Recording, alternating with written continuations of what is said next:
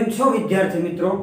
હું રામ જોશી આપ સર્વ વિદ્યાર્થી મિત્રોનું સાયન્સ બાય રામ સર અને શિક્ષા લર્નિંગમાં હાર્દિક સ્વાગત કરું છું. મિત્રો, આપણે 10મા ધોરણમાં પહેલું ચેપ્ટર બતાવી નાખ્યું છે, બરાબર છે? પહેલું ચેપ્ટર કે રસાયણ વિજ્ઞાનનું, કેમેસ્ટ્રીનું પહેલું ચેપ્ટર સંપૂર્ણ પૂરું કર્યું છે.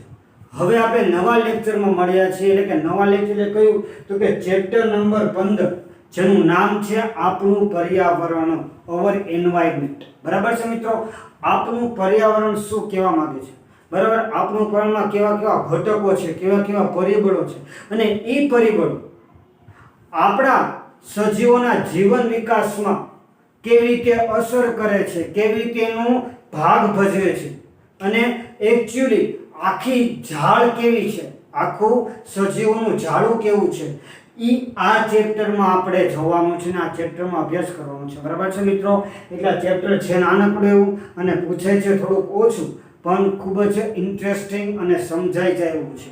બરાબર છે મિત્રો? તો ચાલો આપણે આપણું પર્યાવરણ વિશેની આગળની કડી, આગળની ગાડી શું કરીએ તો કે આગળ ચલાવીએ.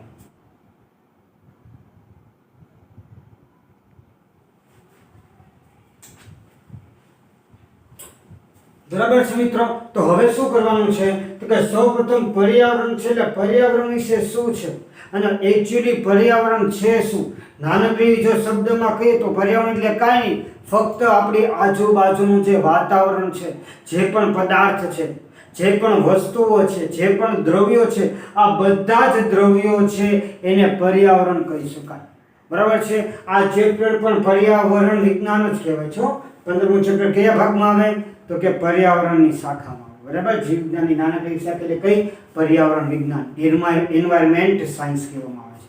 તો કે હવે આપણે ધીરે ધીરે લાઈનો જોતા છે અને પર્યાવરણ કોકવાર 2 માર્કમાં પૂછે છે કે પર્યાવરણ એટલે શું અને તેના વિશે ટૂંક નોંધ અથવા તેના વિશે નોંધ લખો. તો તમારે એટલું લખો એટલે તમને આવડી જાય, પણ આપણે ગોખવાનું નથી. આપણે એક એક વસ્તુ સમજતા જવાની છે ને એક એક વસ્તુને વાગોળતા જવાનું છે. આપણે પર્યાવરણ, કારણ કે શરૂઆતમાં આપણે પર્યાવરણ વિશે જો નહીં સમજીએ તો પર્યાવરણ આગળ ચેપ્ટરમાં શું છે આપણને ખબર નહીં પડે. બરાબર છે? એટલે પર્યાવરણ વિશે આપણે ઊંડો અભ્યાસ કરીએ. તો સૌપ્રથમ વ્યાખ્યા શું આવે છે તો કે સજીવોના જીવન વિકાસ. જો મિત્રો આ કયો શબ્દ આવ્યો તો કે સજીવોનો જીવન વિકાસ. બરાબર છે? તો કે સજીવો કોઈ પણ વસ્તુ ખાય છે, બરાબર, પોતાની જૈવિક ક્રિયાઓ એટલે 6 ચેપ્ટરમાં વાત કરશું જૈવિક ક્રિયા વિશે, ત્યારે અંદરમાં સમજશું. તો કે સજીવો પોતાના જીવન વિકાસ માટે વિવિધ ક્રિયાઓ કરે છે, જેમ કે ખાવું, ચાલવું, દોડવું. બરાબર? આ બધી શું છે તો કે જીવન વિકાસ માટેની બધી પ્રક્રિયાઓ છે. આ બધી પ્રક્રિયાઓ થ્રુ જ તે આપણા સજીવો શું કરે છે? જીવન વિકાસ કરે છે. મિત્રો એક વસ્તુ યાદ રાખજો, આપણને ક્યારે પણ સજીવ એટલે એમ કે ત્યારે 3 વસ્તુ યાદ આવી જોઈએ કે સજીવ એટલે શું. તો કે આપણને ખબર છે કે જેનામાં જીવ હોય ને સજીવ કહેવાય, પણ સજીવ 3 પ્રકારના છે. શું છે મિત્રો? સજીવ 3 પ્રકારના છે. ક્યાં ક્યાં? તો કે પહેલો સજીવ છે મનુષ્ય. મનુષ્ય કયો અથવા પ્રાણી કયો. બરાબર? મનુષ્ય એક શું છે તો કે સામાજિક પ્રાણી, ફક્ત એને ખાલી પૂછડું નથી. બરાબર? મનુષ્ય કઈ સજીવ 3 પ્રકારનો, એક તો મનુષ્ય, બીજું તો કે વનસ્પતિ. વનસ્પતિમાં બધા જ પ્રકારની વનસ્પતિ આવી જાય, ઝાડ, છોડ, વેલ, પાન. બરાબર? આ બધું જ વનસ્પતિમાં આવે. અને સજીવનો ત્રીજો પ્રકાર છે કયું છે તો કે સૂક્ષ્મ જીવો. બરાબર છે મિત્રો? સૂક્ષ્મ જીવો. સમજો મિત્રો? તો કે સૂક્ષ્મ જીવોને શું કહીએ આપણે તો કે સજીવ કહીએ છીએ. બરાબર? શું નામ આપણે તો કે સૂક્ષ્મ જીવો.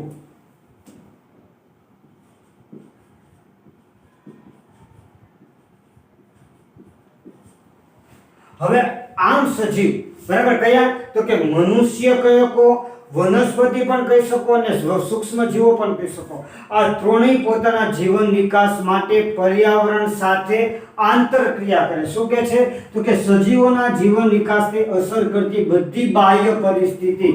હવે પાછો નવો બીજો શબ્દ આવ્યો, કયો મિત્રો તો કે બાહ્ય પરિસ્થિતિ.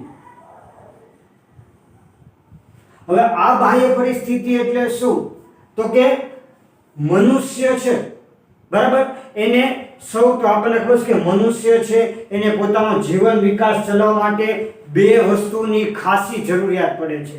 એક કઈ તો કે એક છે હવા, અને બીજી તો કે પાણી.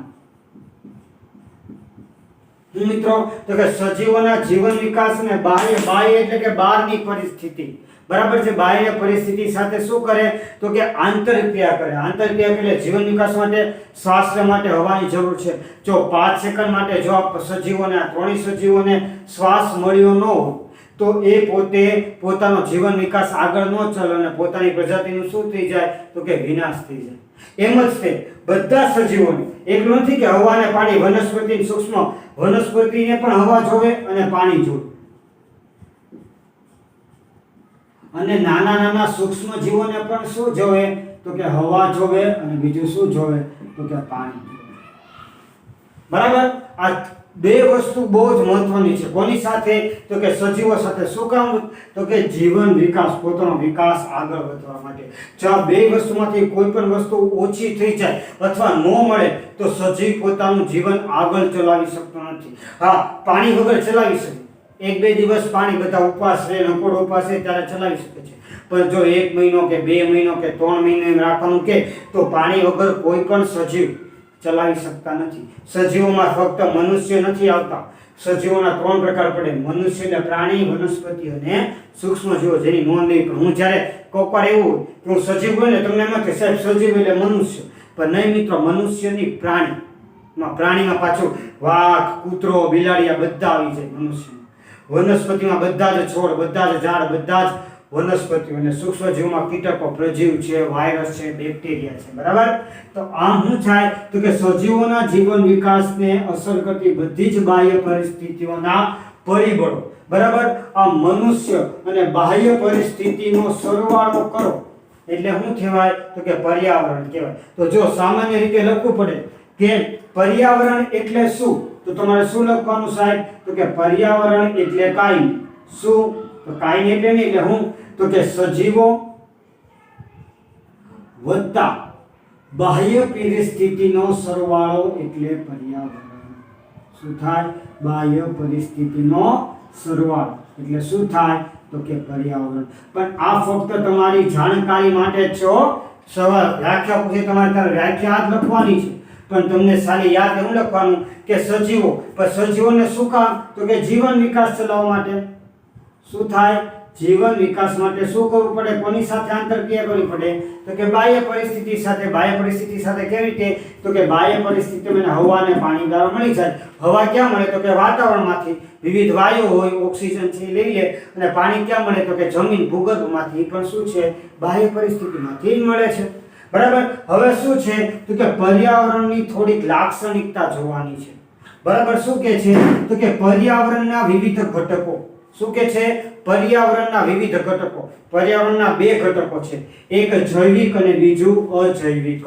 બરાબર છે. 9મા ધોરણમાં આપણે જૈવિક વિશે ભણી ગયા છીએ. જૈવિક ઘટકો કોને કહેવાય? શું તો કે જૈવિક ઘટકો એટલે શું તો કે જેનામાં જીવ, સજીવ ઘટકોનો સમાવેશ આમાં થાય.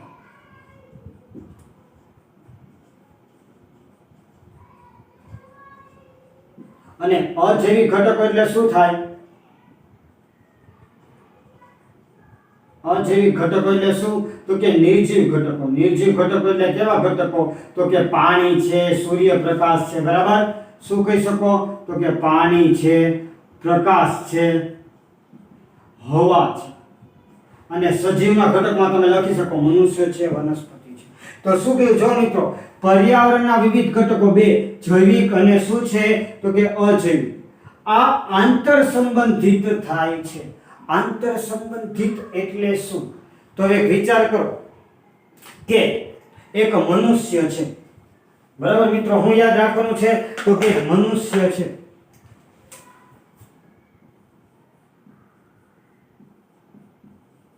બરાબર.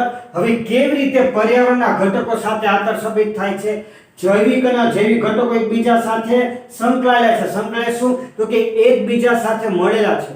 જો જૈવિક ઘટકોને પોતાનું અસ્તિત્વ ટકાવવું હોય તો અજૈવિક સાથે સંબંધ એટલે કે આંતર સંબંધિત થવું પડે, આંતરક્રિયા કરવું પડે, આદાન પ્રદાન કરવું પડે. શું કરે તો કે મનુષ્યને જીવવા માટે શું જરૂર પડે તો કે હવાની જરૂર પડે. શેની જરૂર પડે તો કે હવાની જરૂર પડે. બરાબર. તો હવા માટે કેની જરૂર પડે તો કે ઓક્સિજનની. ખબર છે કે મનુષ્ય કયો શ્વાસ લે? તો કે મનુષ્ય O2 લે છે. તો કે O2 ક્યાંથી લે છે? તો કે વાતાવરણમાંથી લે છે, વાતાવરણના વાયુમાં. બરાબર. તો મિત્રો મનુષ્ય છે એ સજીવ છે એટલે કયો ઘટક થયો? તો કે જૈવિક ઘટક. અને વાતાવરણમાં વાયુ છે એ નિર્જીવ છે એટલે કયો ઘટક થયો? તો કે અજૈવિક ઘટક. જો તો મિત્રો શું કરે? તો કે મનુષ્ય વાતાવરણમાંથી O2 વાયુ લે છે. બરાબર છે. આમ શું થયું કે આંતરક્રિયા કરી. બરાબર. હવે આ O2 વાયુ લઈ અને શું મુક્ત કરે છે? તો કે CO2 વાયુ શું કરે છે? તો કે મુક્ત કરે. શું કરે મિત્રો? તો કે CO2 વાયુ મુક્ત કરે. અને આ CO2 વાયુ શું કરે? તો કે વનસ્પતિ લે. શું થાય? તો કે વનસ્પતિ શું લે? તો કે CO2 વાયુ લે. મુક્ત કરેલો CO2 વાયુ કોણ લે? તો કે વનસ્પતિ શું કરે? તો કે CO2 વાયુ શું કરે? તો કે ગ્રહણ કરે. બરાબર. આ CO2 વાયુ ગ્રહણ કરી અને વનસ્પતિ ઓલામાં શું મૂકે બહાર? તો કે O2 વાયુ મુક્ત કરે. અને ઈ O2 વાયુ ક્યાં જાય? તો કે પાછો વાતાવરણમાં જાય છે. ક્યાં જાય છે મિત્રો? તો કે ફરીથી ક્યાં જાય? તો કે વાતાવરણમાં જાય. અને આ વાતાવરણમાં પાછું આવે O2 મુક્ત થાય. પાછો O2 કોણ લે? મનુષ્ય લે. તો જો તો મિત્રો CO2 મુક્ત થાય તો CO2 વાયુ કેવો છે? અજૈવિક ઘટક. એટલે અજૈવિક ઘટકમાંથી પાછો વનસ્પતિ કેવો છે? જૈવિક ઘટક. બરાબર. આમ જૈવિક ઘટક અને અજૈવિક ઘટક વચ્ચે આંતરક્રિયા થાય, સાયકલ થાય, એકબીજા વચ્ચે સાયકલિંગ થાય અને શું કરે? તો કે પોતાનો જીવન વિકાસ કરે. મનુષ્ય છે O2 વાયુ ક્યાંથી ગ્રહણ કરે? વાતાવરણમાંથી ગ્રહણ કરે. બરાબર. વાતાવરણમાંથી ગ્રહણ કરીને CO2 વાયુ મુક્ત કરે. ક્યાં કરે? વાતાવરણમાં જ મુક્ત કરે. ક્યાં કરે મિત્રો? તો કે વાતાવરણમાં જ તે મુક્ત કરે. બરાબર. વાતાવરણમાં મુક્ત કરી કોણ લે? તો કે CO2 વનસ્પતિ લે. અને આ વનસ્પતિ પાછો શું કરે? તો કે O2 મુક્ત ક્યાં કરે? વાતાવરણમાંથી. આમ જૈવિક ઘટકો અને અજૈવિક ઘટકો વચ્ચે આંતરક્રિયા થાય, આંતર સંબંધ થાય. એને શું કહેવાય? તો કે પર્યાવરણ કહેવાય છે. તેથી તેની સમતુલા પર્યાવરણ માટે ખૂબ જ જરૂરી છે. જો આ સાયકલ ચાલે નહીં, જો મનુષ્ય વાતાવરણમાંથી ઓક્સિજન ન લે તો એ વાતાવરણમાંથી CO2 મુક્ત ન કરે, વાતાવરણમાં CO2 મુક્ત ન કરે તો વનસ્પતિને ખબર છે કે વનસ્પતિ CO2 ગ્રહણ કરે તો એ CO2 ગ્રહણ ન કરી શકે. અને વનસ્પતિ CO2 ગ્રહણ ન કરે તો એ વાતાવરણમાં O2 મુક્ત ન કરે. તો આમ જો સાયકલ સરખી રીતે સમતુલા ન જળવાય તો પર્યાવરણમાં અસમતુલા સર્જાય. અને પર્યાવરણમાં અસમતુલા સર્જાય તો સજીવો પોતાનું જીવન વિકાસ બદલાઈ જાય છે. એટલે શું થાય? તો કે આમ O2 અને CO2 વાતાવરણ અને સજીવ એકબીજા સાથે ન લે તો પર્યાવરણમાં અસમતુલા સર્જાય. પર્યાવરણમાં અસમતુલા સર્જાય એટલે કોનામાં વાંધો પડે? તો કે સજીવોના જીવન વિકાસમાં શું થાય? વાંધો પડે છે. બરાબર. આમ જ મનુષ્યનું પાણીમાં પ્રેશર. મનુષ્ય શું કરે? વાતાવરણમાંથી પાણી લે અને પછી પાછું શું કરે છે? તો કે પોતાની ઉત્સર્જન ક્રિયા દ્વારા પોતાના શરીરમાંથી શું કરે? તો કે પાણી મુક્ત કરે. આમ વાતાવરણમાં અજૈવિક ઘટકો અને જૈવિક ઘટકો વચ્ચે શું છે? આંતર સંબંધ છે. બરાબર છે મિત્રો. હું આશા રાખું છું કે તમને આ સાયકલ નનકુડી એવી સમજાઈ ગઈ છે. બરાબર. હવે બીજી વાત કરીએ. આમ પર્યાવરણની સમતુલા બદલાય તેમ સજીવોના જીવન વિકાસની સમતુલા બદલાય છે. બરાબર. આ હું તમને નાનકડી વાત કરું કે અત્યારે કોરોના વાયરસ છે તો આપણને ખબર છે કે આખા પર્યાવરણમાં કોરોના વાયરસ ફેલાઈ ગયું છે, COVID-19. અને એના જ કારણે આપણે અત્યારે ઓનલાઈન એજ્યુકેશન લઈએ છીએ. બરાબર છે. તો પહેલા આપણી સમતુલા કેવી હતી? તો કે બધા સરખી રીતે મુક્તપણે શાંતિ રીતે અને પોતાના મન ચાહે સ્થળે બેસી શકતું હતું અને શાંતિ રીતે જીવી શકતું હતું. પણ અત્યારે શું થઈ ગયું? તો કે પાબંદી લાગી ગઈ. શું કામ પાબંદી લાગી ગઈ? કારણ કે પર્યાવરણમાં અસમતુલા સર્જાય. પર્યાવરણમાં ઝાઝા બધા નેગેટિવ ઘટકો, જૈવિક ઘટકો, શું ખરાબ જૈવિક ઘટકો ફેલાઈ ગયા. એ જૈવિક ઘટકો ફેલાઈ ગયા એટલે પર્યાવરણમાં અસમતુલા સર્જાણી. પર્યાવરણમાં અસમતુલા સર્જાણી એટલે તમને ખબર છે કે અત્યારે કરોડો માણસો કોરોના વાયરસને લીધે મરી ગયા. શું કામ મરી ગયા? કારણ કે પર્યાવરણમાં શું થઈ ગઈ? અસમતુલા સર્જાઈ ગઈ. આમ પર્યાવરણમાં અસમતુલા સર્જાવાના કારણે શું થયું? તો કે મનુષ્યનો જીવન વિકાસ રૂંધાઈ ગયો. અને જીવન વિકાસ રૂંધાઈ ગયો એટલે મનુષ્ય પોતાની પ્રજાતિને આગળ ન વધારી શકે. બરાબર છે. કારણ કે પોતે વૃદ્ધિ કરી શકતો નથી. બરાબર. અને છેલ્લે સજીવો જે પર્યાવરણમાં જન્મે છે તેને જ પ્રતિકૂળ થઈને રહે છે.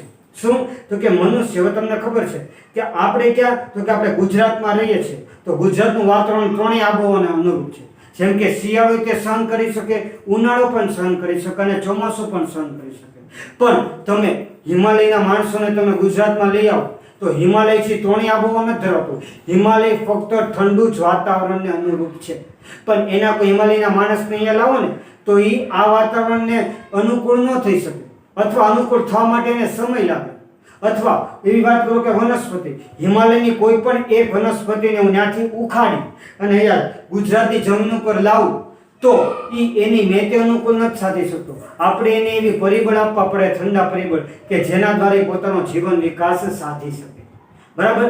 આમ જેમ પર્યાવરણ એટલે શું કે જાણે કે કોઈ ઠંડા વાતાવરણમાં જમ્યો તો એ ઠંડા વાતાવરણ અનુકૂળ થઈ જાય. જે ગરમ વાતાવરણમાં જન્મી ગરમ વાતાવરણને સજીવ અનુકૂળ થઈ જાય. અને જે બંનેમાં જન્મી શકે, જેમ કે આપણે ગુજરાતને ત્રણેય આબોહવા અનુરૂપ છે, તો આપણે ત્રણેય આબોહવા રહી શકીએ. આપણને હિમાલયમાં રહેવાનું કીધું તો આપણે હિમાલયમાં રહી શકીએ, પણ આપણને એની સાથે એડજસ્ટ એટલે કે અનુકૂલન સાધતા વાર લાગે. બરાબર છે. આમ સજીવોના જીવન વિકાસ માટે ખૂબ જ પર્યાવરણ જરૂરી છે અને પર્યાવરણની સમતુલા જળવાઈ રહે તો જ સજીવોનો જીવન વિકાસ, તો જ સજીવોનો જીવન, એની પ્રજાતિ આગળ વધે છે. બરાબર છે મિત્રો. આમ પર્યાવરણનો સવાલ પૂછાય તો તમારે આટલું લખવાનું અને આટલી માહિતી તમારે યાદ રાખવાની છે. તો મિત્રો વિડીયો પોઝ કરો અને આટલું લખી નાખો અને સમજાય એમ લખવાનું છે, ફટાફટ લખવાનું છે નહીં. ઓકે મિત્રો.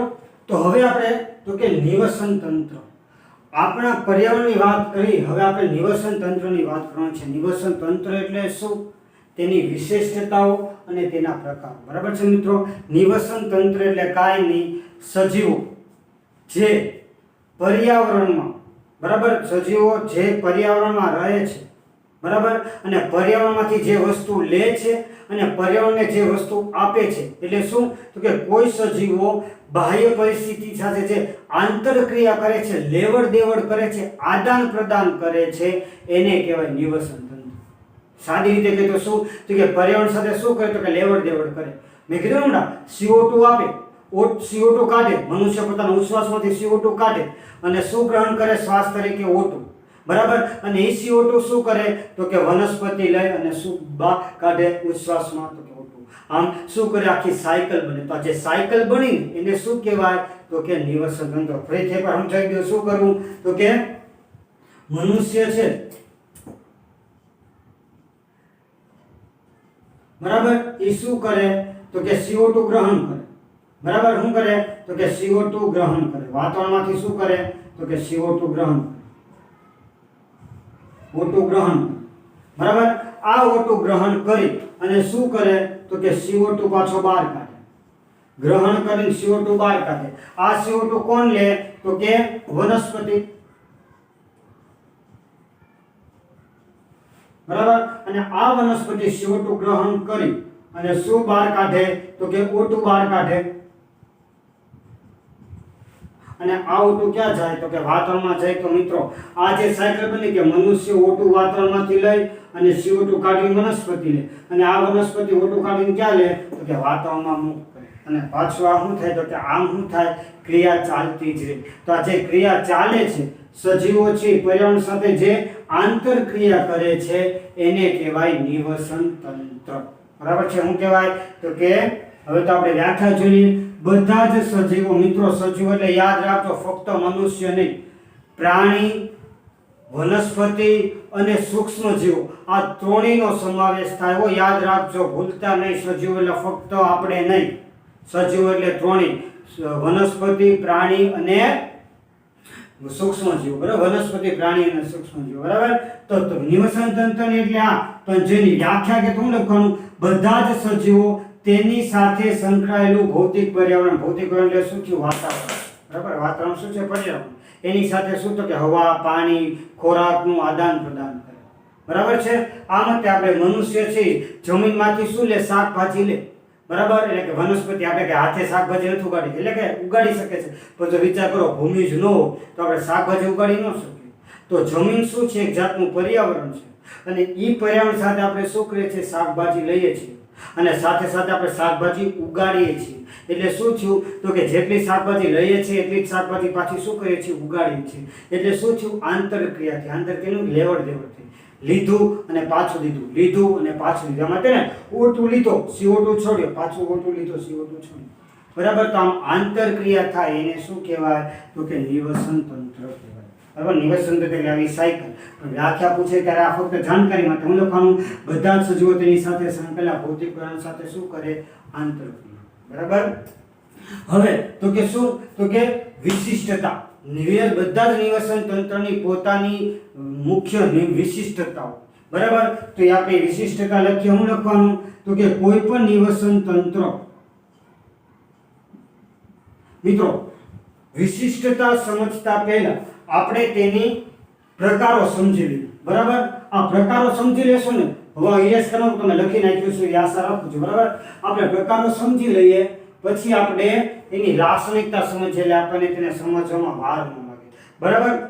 તો શું થશે? તો કે નિવસન તંત્રના પ્રકારો. બરાબર? નિવસન તંત્રના પ્રકારો. તો મિત્રો નિવસન તંત્રના મુખ્ય બે પ્રકાર છે. કયા? તો કે બે પ્રકાર. ક્યાં ક્યાં? તો કે પહેલો પ્રકાર છે એ છે તો કે કુદરતી, અને બીજો પ્રકાર લઈએ તો કે માનવ સર્જિત.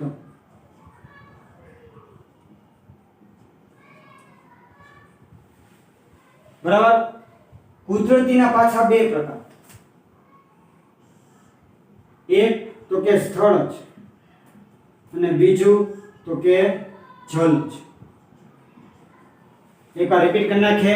નિવસન તંત્ર એટલે શું? તો કે સજીવ પર્યાવરણ સાથે, પર્યાવરણની બાહ્ય ભૌતિક પર્યાવરણ સાથે આંતરક્રિયા કરે. હું કીધું બધા સજીવો તેની સાથે સંકળાયેલા ભૌતિક પર્યાવરણ સાથે આંતરક્રિયા. આંતરક્રિયા એટલે હું એક વસ્તુ દે છે ને બીજી વસ્તુ લે છે. જે લે છે એ દે છે, જે દે છે એ લે છે. બરાબર? આમ આદાન પ્રદાન થાય ને નિવસન તંત્ર કહેવાય. બરાબર? બે પ્રકાર, કુદરતી અને માનવ સર્જિત. બરાબર? કુદરતીમાં પાછા બે પ્રકાર, સ્થળજ અને જલજ. બરાબર? અને જલજના પાછા બે પ્રકાર, એક મીઠા પાણી અને બીજું ખારું પાણી.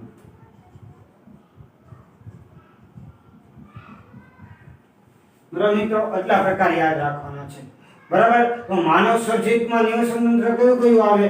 તો કે માનવ સર્જિતમાં આવે બગીચો, ખેતર અને વાડી. બરાબર છે? શું? તો કે બગીચો શું છે? તો કે બગીચામાં વિવિધ સજીવો હોય, જાણે કે પતંગિયા હોય, અને જો મોટો બગીચો હોય અભયારણ્ય જેવો હોય તો સસલા હોય, પછી શું હોય? તો કે દેડકા હોય. બરાબર? આ બધા સજીવો છે, પ્રાણીઓ છે. આ પ્રાણીઓ વાતાવરણમાંથી શું કરે? તો કે ભૌતિક પર્યાવરણ સાથે હવા અને પાણીનો આપ-લે કરે. બરાબર? એટલે શું થયું? તો કે માનવ સર્જિત છે. બગીચાની મેતે ન બની શકે, જંગલ એની મેતે બને પણ બગીચોની મેતે ન બને. બગીચો તો કે માળી દ્વારા સર્જિત થાય એટલે શું છે? માનવ સર્જિત. પછી ખેતર, તો કે જમીન હોય ફળદ્રુપ, તેમાં વિવિધ પાકો હોય તો વિવિધ પાકો દ્વારા વિવિધ કીટકો હોય, વિવિધ જીવજંતુઓ હોય. તે જીવજંતુઓ ખેતરમાંથી જે પાકો હોય એને ખાય. બરાબર? એમ શું થાય? તો કે નિવસન તંત્ર થયું. પછી વાડી, તો કે કોકની વાડી હોય, આપણને કોકની ખેતર હોય તેમાં વાડી હોય, તેમાં પણ વિવિધ સજીવો હોય. સજીવો પર્યાવરણ સાથે શું કરતા હોય? આંતરક્રિયા કરતા હોય. બરાબર? પછી કોની વાત કરીએ? તો કે કુદરતી. કુદરતી એટલે શું? તો કે આપમેળે બની ગયા હોય, એમાં માનવનો હાથ નથી. જેમ કે એમેઝોનનું જંગલ છે બ્રાઝિલમાં, તો કેવું કહેવાય કે સજીવો એમેઝોનનું જંગલ આખા પૃથ્વીને 30% ઓક્સિજન પૂરું પાડે. બરાબર? તો એટલું મોટું જંગલ કોઈ માનવ ન બનાવવા ગયું. એ ક્યાંથી બન્યું છે? તો કે ભગવાન દ્વારા. એટલે ભગવાન દ્વારા એટલે એમ લખે ભગવાન દ્વારા. ભગવાન એટલે શું થયું? તો કે એક જાતનું કુદરત. બરાબર છે? તો આ કુદરતમાં શું આવે? તો કુદરત પાછા બે હોય. દરિયો છે, તળાવ છે, ઝરણા છે, નદીઓ છે. તો એ બધું શું છે? તો કે એ બધું ભગવાન દ્વારા નિર્મિત થયું છે. ગંગા નદી, નર્મદા નદી કોઈ માણસ નથી પોતાના ઘરમાંથી મોકલતો, પણ એ શું છે? તો કે કુદરતી નિવસન તંત્ર છે. એમાંય વિવિધ જળાશયો, વિવિધ જળચર, અને જળચર પાણી સાથે આંતરક્રિયા કરે, પાણીમાં રહેલા દ્રાવ્ય ઓક્સિજનને પોતાની અંદર લે અને CO2 મુક્ત કરે. બરાબર. તો સ્થળજમાં કઈ કઈ આવે ઉદાહરણ? તો કે સ્થળજમાં આવે જંગલ.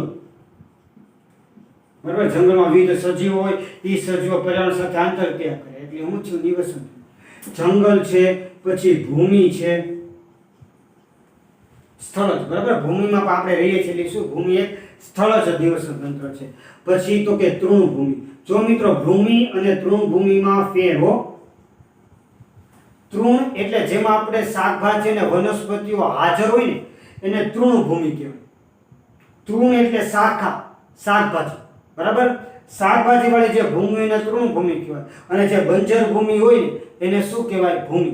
બરાબર, જેમાં ખાડા ખાડા હોય પથરા હોય એને ભૂમિ કહેવાય. અને છેલ્લો કહી શકાય તો કે રણ. રણ પણ શું છે? એક સ્થળ છે, કારણ કે આ વિવિધ સજીવો વનસ્પતિઓ હોય છે. પછી એમાં કે નાગ પણ હોય, સાપ પણ. બરાબર, એ બધા શું આવે? સ્થળ છે. પછી તો કે મીઠું પાણી. મીઠું પાણી એટલે શું થયું? તો કે આપણે જે પાણી પીએ છીએ. બરાબર, અને ખારું પાણી એટલે શું થયું? તો કે દરિયાનું. અને આ શું? મીઠું પાણી એટલે કે નદી, તળાવ, સરોવર વગેરે. બરાબર, આ એના ઉદાહરણ છે. બરાબર, આમ નિવસન તંત્રના કેટલા પ્રકાર મુખ્ય? તો કે સાહેબ 2 પ્રકાર, કુદરતી ને માનવ સર્જિત. માનવ સર્જિતમાં ઉદાહરણ તો કે સાહેબ બગીચો, ખેતર ને વાડી. બરાબર, હવે હું તો કે સાહેબ નિવસન તંત્રનો એક પ્રકાર કયો? તો કે કુદરતી. કુદરતી નિવસન તંત્ર પાછા 2 પ્રકાર, ક્યાં સ્થળ જ હોય ક્યાં જલજ હોય. સ્થળ જ હોય તેના ઉદાહરણ તો કે જંગલ, ભૂમિ, તૃણભૂમિ ને રણ. અને જો જલજ હોય તો સાહેબ મીઠું પાણી અને ખારું પાણી. 2 પ્રકારનું હોય. ખારું પાણી છે આપણે પી ન શકીએ, દરિયાનું પાણી આપણે પી નથી શકતા, તરત ઉકી જઈએ છીએ. જ્યારે મીઠા પાણી કે નદીનું પાણી પી શકીએ, તળાવનું પાણી પી શકીએ, સરોવરનું પાણી પી શકીએ. એ બધું શું છે? મીઠું પાણી. તો મિત્રો આ છે શું છે? તો કે નિવસન તંત્રના શું આવી ગયા મિત્રો? તો કે પ્રકાર આવી ગયા. મિત્રો આ ઘણીવાર પૂછે છે નિવસન તંત્ર એટલે શું? તેના પ્રકારો જણાવો. તેમાં મૂંઝાવાનું છે નહીં. બરાબર, હવે એની વિશિષ્ટતાની વાત કરી નાખીએ એટલે એ આપણું આ ટોપિક શું થાય? પતી જાય. તો કે વિશિષ્ટ એટલે હું? તો કે કોઈ પણ નિવસન તંત્ર, કોઈ પણ નિવસન તંત્ર, હું શોર્ટ ફોર્મમાં લખું છું, તમે આખું લખજો. નિવસન તંત્ર ક્યાં તો મોટું કે નાનું કદ, મોટું કે નાનું કદ ધરાવે છે. હવે કેવી કે તો જો મિત્રો આ બધા જ નું કદ મોટું નથી. જાણે કે હું ખેતર વાડી લઉં તો એ નિવસન તંત્ર ખૂબ જ નાનું છે, બહુ નાના એરિયામાં પતી જાય. પણ જો હું જંગલ લઉં, એમેઝોનનું જંગલ, તો કેટલું મોટું થઈ જાય? એ છે તો નિવસન તંત્ર, તેનું કદ બહુ મોટું છે. જ્યારે ખેતર વાડીનું કદ તો સાવ નાનું છે. બરાબર, એટલે બધા જ નું કદ સરખું હોતું નથી. કોકના કદ ખૂબ જ નાના હોય, બગીચો હોય તો હાવ નાનો, નાનકડો ઘરમાં બગીચો બનાવી મૂકું તો એક જાતનું નિવસન તંત્ર જ છે. નાના એવા 3-5 ગમલા મૂકી દો અને એમાં તુલસીમાની બધું વાવી દો તો એક નિવસન તંત્ર જ થઈ ગયું. બરાબર, પણ અહીંયા જો હું દરિયાની વાત કરું, ભૂમિની વાત કરું, જંગલની વાત કરું તો શું થાય? તો મતલબ એવું થાય કે કુદરતી નિવસન તંત્ર છે ને માનવ સર્જિત નિવસન તંત્ર કરતાં મોટા હોય, મોટા ભાગે. બરાબર, કુદરતી નિવસન તંત્ર મોટા ભાગે માનવ સર્જિત નિવસન તંત્ર કરતાં મોટા હોય. બરાબર, તો પહેલી લાક્ષણિકતા પતી ગઈ. હવે બીજી લાક્ષણિકતાની વાત કરીએ. બીજી લાક્ષણિકતા શું થાય? તો કે નિવસન તંત્રમાં, નિવસન તંત્રના સજીવો પર્યાવરણ સાથે આંતરક્રિયા કરતા હોય છે.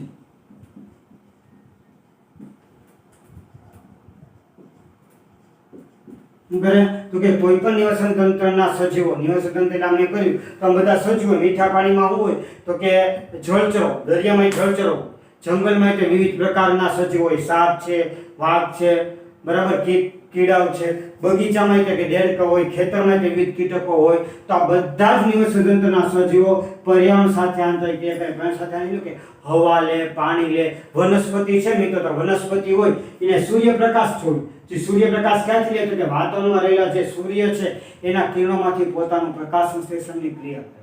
બરાબર છે મિત્રો. આમ શું કરે? કોઈ નિવસન તંત્રના કોઈ પણ સજીવો શું કરે? પર્યાવરણ સાથે આંતરક્રિયા કરે. બરાબર, પછી બધા જ નિવસન તંત્રો વિશિષ્ટ બંધારણ ધરાવે છે. શું કરે છે? વિશિષ્ટ બંધારણ ધરાવે છે. વિશિષ્ટ બંધારણ ધરાવે છે અને તેનું કાર્ય કરે છે, બરાબર. બધાનું બંધારણ વિશિષ્ટ છે. જંગલનું બંધારણ લો તો તમને મોસ્ટ ઓફ બધા જ સજીવો જોવા મળે. બગીચામાં જાઓ તેમાં વાઘ ને એ બધું ન આવે, પછી મીઠા પાણીમાં સી વાઘ ન આવે, બરાબર. એટલે શું તો કે બધાનું પોતાની રીતે પોતાના કાર્ય અને એનું બંધારણ શું છે તો કે જુદું જુદું છે અને વિશિષ્ટ પ્રમાણમાં છે. એકબીજાથી શું છે તો કે ભેદે છે. ભેદ એટલે કે શું છૂટું પાડી છે, બરાબર. અને લાસ્ટમાં આપણે જેની વિશિષ્ટતાની છેલ્લી વાત કરી હોય તો કે એક નિવસન તંત્ર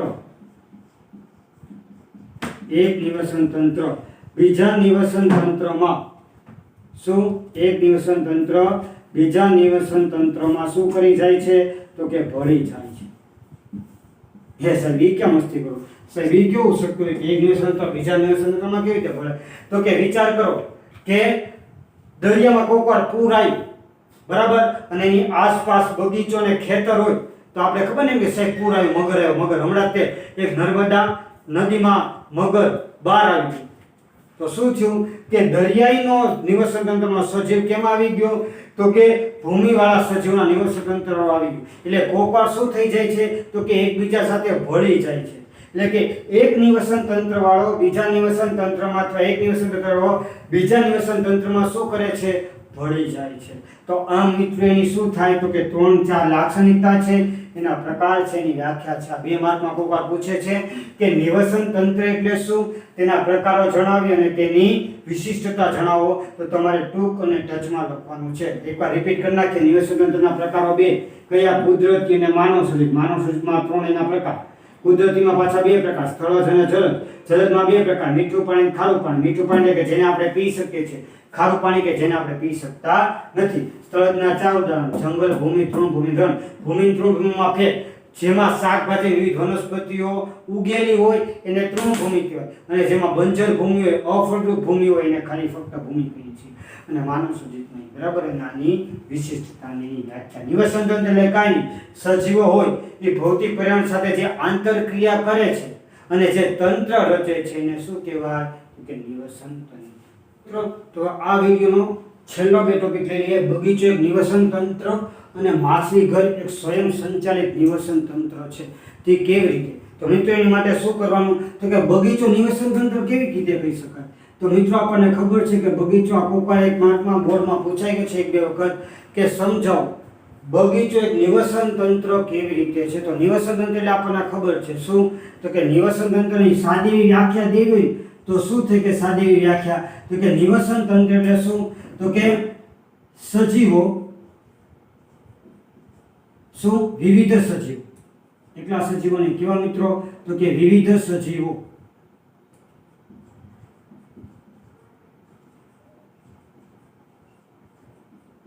વિવિધ સજીવો તેમના ભૌતિક પર્યાવરણ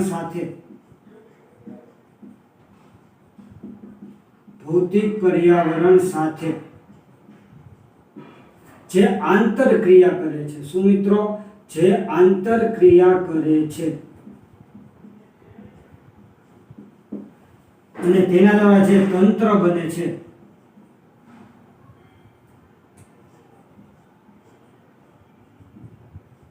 બરાબર, જે તંત્ર બને છે ને શું કહે છે તો કે નિવસન તંત્ર.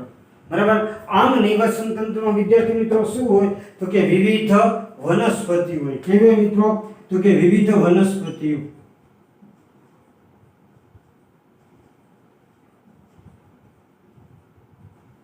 કેવી વનસ્પતિઓ હોય તો કે ઘાસ હોય,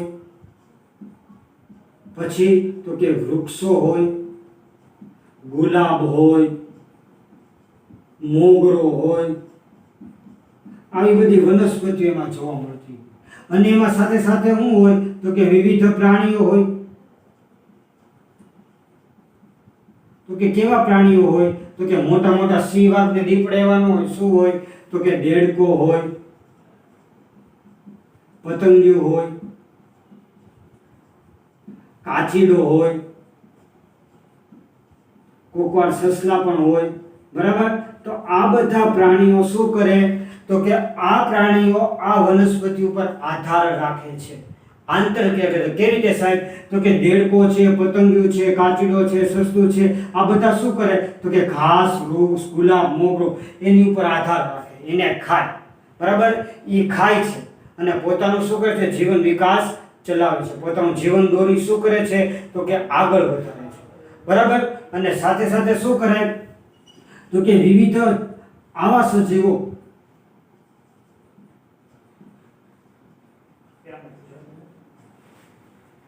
પોતાના જીવન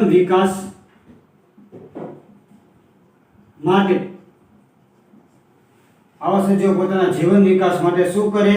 તો કે જૈવિક ક્રિયાઓ કરે. કેવી જૈવિક ક્રિયાઓ કરે? તો કે વૃદ્ધિ કરે,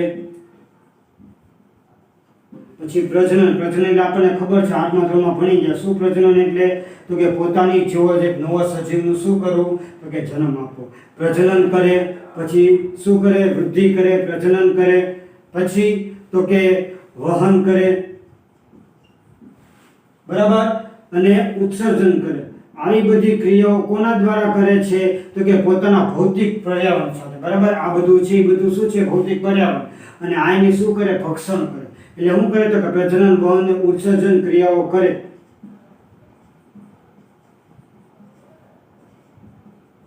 આંતર સંબંધિત છે. શું કરે?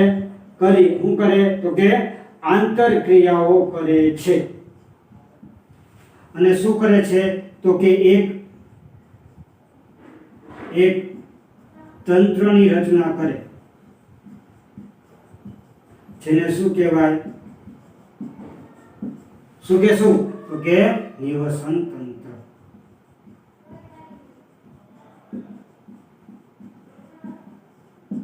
બરાબર? આમ નિવસન તંત્ર બનેલીને શું કહેવાય? બગીચો એક નિવસન તંત્ર. બગીચો શું છે? નિવસન તંત્ર. કારણ કે વિવિધ સજીવો ઉપરના સજીવો સાથે શું કરે? તો કે એનું ભક્ષણ કરે. શું કામ કરે? તો કે વૃદ્ધિ કરવા માટે, પોતાનો વિકાસ. ખાય તો વિકાસ થાય ને. પછી બગીચામાં રહેલી વિવિધ હવાઓને પોતાના શ્વાસોશ્વાસ ક્રિયામાં લે. બરાબર? આમ શું કરે? તો કે બંને વચ્ચે શું થાય? આંતર સંબંધ બને. આમ આંતર સંબંધ બને અને સે તંત્ર કરે તો કે નિવસન તંત્ર. અને આ નિવસન તંત્રને શું કીધું આપણે? બગીચો કીધું. એટલે બગીચો શું છે? નિવસન તંત્ર. હવે લાસ્ટ ટોપિક નાનકડો જોઈ લે કે માછલીઘર સ્વયં સંચાલિત નિવસન તંત્ર. તો માછલીઘર સ્વયં સંચાલિત કેવી રીતે છે? તો કેવી રીતે? કે હમણાં મેં તમને કીધું કે આપણે O2 છોડી, એ CO2 વનસ્પતિ લે અને CO2 આપણે O2 લઈએ, એ CO2 કયો છોડીએ? હવામાં. અને એ હવામાં રહેલો વનસ્પતિ CO2 ને લે અને પાછો ઓક્સિજનનો મુક્ત કેમાં કરે? તો તે વાતાવરણ. બરાબર મિત્રો? આમ જ્યારે માછલી ઘર બનાવવું તો હું કામ? તો કે પદાર્થ. માછલી ઘર બનાવવા માટે શું? તો કે એક ઝાડ, એટલે મોટું એવું ચોરસ હોય ને, કાચનું એવું ચોરસ લાકડાની બરણી લ્યો. બરાબર? બોક્સ. આ બોક્સમાં શું નાખી દેવાનું? તો કે કાંકરા નાખવાના, નાના નાના. બસ રંગીન કાંકરા. ઓલો તો માછલી ઘર જોયું તો રંગીન કાંકરા નાખ્યો, રંગીન પથરાઓ નાખ્યો. આ રંગીન પથરાઓ નાખવાના છે. અને આ ઝાડમાં શું નાખવાનું છે? તો કે માછલીઓ નાખવાની છે. શું નાખવાનું છે? તો કે માછલીઓ.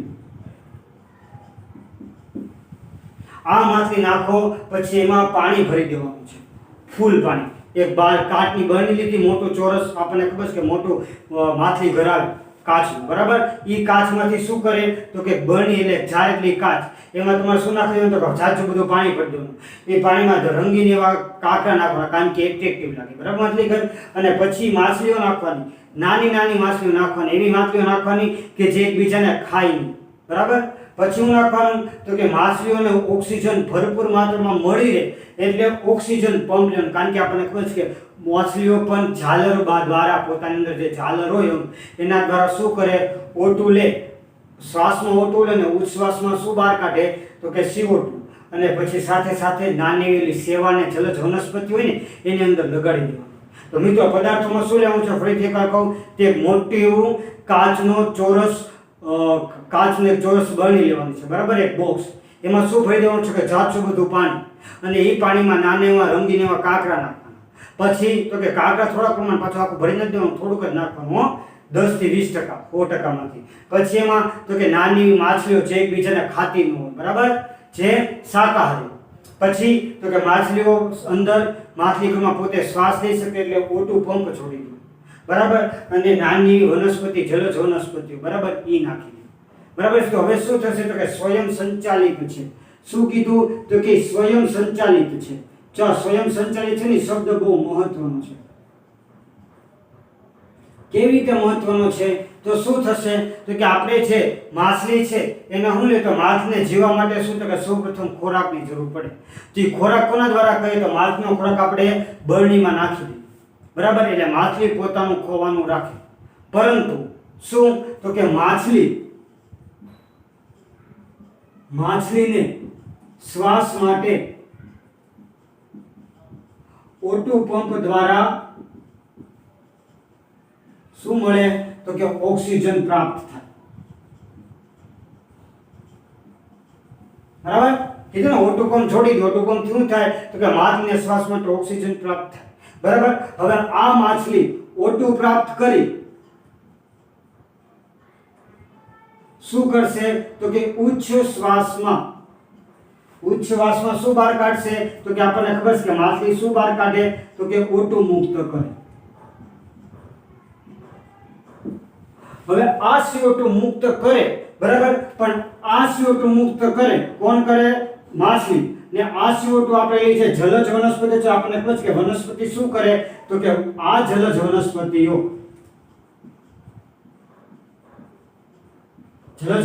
શું કરે તો કે CO2 પ્રાપ્ત કરે,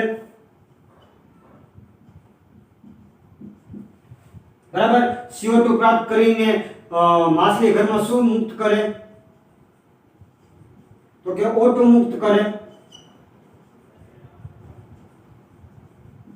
આમ શું થાય તો કે આખી સાયકલ થાય. વનસ્પતિ છે ઓક્સિજન પ્રાપ્ત કરીને CO2 બહાર કાઢે અને જલજ વનસ્પતિઓ CO2 મેળવી અને શું બહાર કાઢે તો કે O2 બહાર કાઢે. આમ આખી વનસ્પતિ અને માછલીઓમાં શું થાય તો કે સ્વયં સંચાલિત નિવસન તંત્ર થાય. એટલે શું થાય તો આમ માછલી અને વનસ્પતિમાં સ્વયં સંચાલિત નિવસન તંત્ર બને.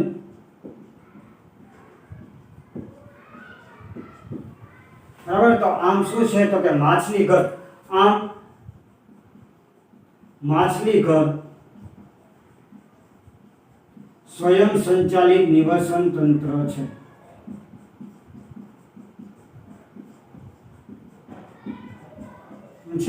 સ્વયં સંચાલિત નિવસન તંત્ર છે, બરાબર. શું કામ? કારણ કે માછલી જેવો CO2 બહાર કાઢી જલજ વનસ્પતિ લે, જલજ CO2 બહાર કાઢી અને O2 પંપ દ્વારા પણ મળે અને જલજ વનસ્પતિ દ્વારા પણ શું મળે એને પાણી.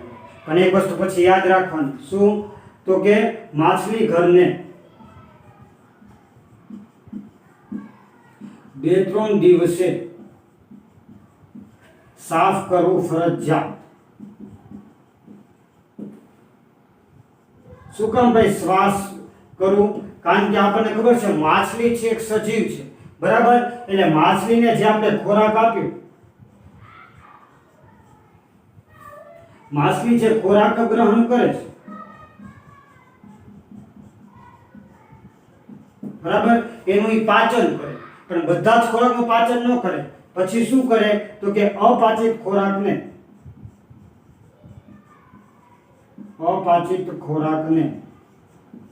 શું તો કે અપાચિત ખોરાકને શું કરી દે તો કે અપાચિત ખોરાક એટલે શું તો કે જે એના શરીરને જરૂરી નથી, એટલે શું તો કે મળ દ્વારા બહાર કાઢે. એટલે શું થાય તો કે ઉત્સર્ગ દ્રવ્યો બહાર કાઢે.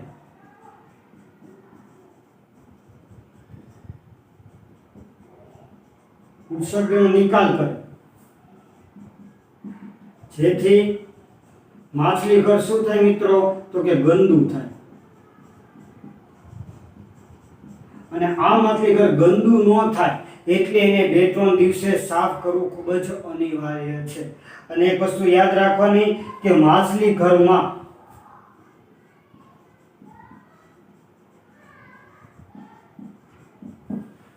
સમાન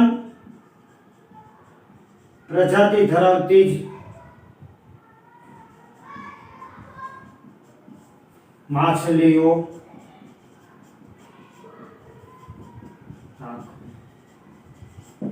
બરાબર મિત્રો. હું કામ ભાઈ સમાન? હવે વિચાર કરો, નાનકડી માછલી રાખો અને મોટી માછલી મૂકી દો તો મોટી માછલી છે નાની માછલીને શું કરી નાખે તો કે ખાઈ છે, બરાબર, એટલે નાની માછલી પ્રજાતિ બંધ થઈ જાય માછલી ઘરમાં. ને હવે પછી શું થાય તો કે મોટી માછલી છે નાની માછલીને ખાઈ જાય, પછી મોટી માછલી છે કે સાદો ખોરાક ન ખાય આપણે, એટલે પછી ધીરે ધીરે મોટી માછલી પણ શું થતી જાય તો કે મરતી જાય. એટલે આપણે શું કરવું પડે કે જે પણ માછલી ઘર બનાવો એમાં સમાન પ્રકારની માછલીઓ રાખવાની, એને 2-3 દિવસે સાફ કરવાનું. અને સ્વયં સંચાલિત કેવી રીતે છે તો કે આપણે મેં કીધું કે O2 લે, CO2 છોડી, જલજ વનસ્પતિઓ CO2 ગ્રહણ O2 છોડે, એમ શું થાય તો કે સ્વયં સંચાલિત સાયકલ ચાલતી રહે. સ્વયં સંચાલિત એટલે માછલી ઘર શું છે? સ્વયં સંચાલિત નિવસન તંત્ર. તો મિત્રો આજે આપણે આ ચેપ્ટર 15માં આજે એટલું રાખીએ. નેક્સ્ટ લેક્ચરમાં આપણે નિવસન તંત્રના ઘટકો અને આગળ 15મા ચેપ્ટરની ગાડી રાખશું. ત્યારે કે મિત્રો આ બધું જ તમારે લખવાનું છે, સરખી રીતે સમજી લખવાનું છે. ત્યાં લગી best reading, stay home, stay safe. જય હિન્દ, જય ભારત. એમ છો વિદ્યાર્થી મિત્રો? મજામાં? આજે મજા આવી ને? તો રાહ શેની જુઓ છો? આજે જ અમારી ચેનલને લાઈક કરો, સબસ્ક્રાઈબ કરો અને શેર કરો.